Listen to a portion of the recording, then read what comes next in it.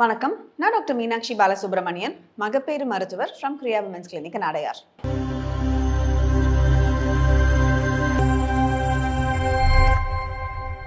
இப்போ இருக்கிற காலகட்டத்தில் நிறைய பிரெக்னன்சிஸ் அந்த ஐவிஎஃப் பிரெக்னன்சியாக மாறிட்டு வருது.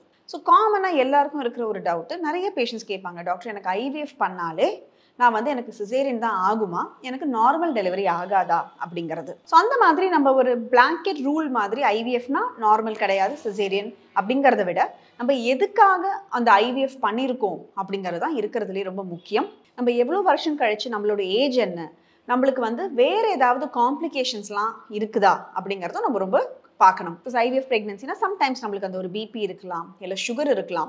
ரொம்ப காமனாக ட்வின் ப்ரெக்னன்சிஸ் மாதிரி இருக்கலாம், இல்லை ஒரு ஷார்ட் சர்விக்ஸுக்கு ஒரு சர்வைக்கல் ஸ்டிச் போட்டிருக்கலாம்.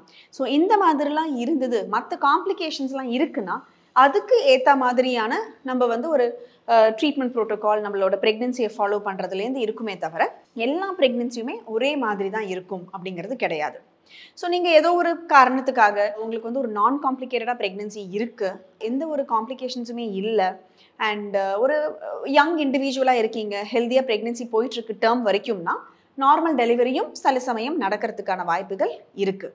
ஸோ இது நீங்கள் உங்களோட ஒரு பர்டிகுலரான அந்த ஒரு ப்ரெக்னன்சியை பொறுத்து உங்களோட கைனகாலஜிஸ்ட் கிட்ட நீங்கள் டிஸ்கஸ் பண்ணி trust your doctor and figure out what will be the best for you and then make a decision according to your டாக்டரோட அட்வைஸ் படியே தவிர ஐவிஎஃப்னாலே சிசேரியனுங்கிறத விட என்ன மாதிரியான ஒரு ப்ரெக்னன்சி நம்மளுக்கு இருக்குங்கிறத புரிஞ்சுக்கிட்டு அதுக்கப்புறமா அதுக்கேற்ற மாதிரியான ஒரு டெசிஷன் எடுக்கிறது ரொம்ப முக்கியம்.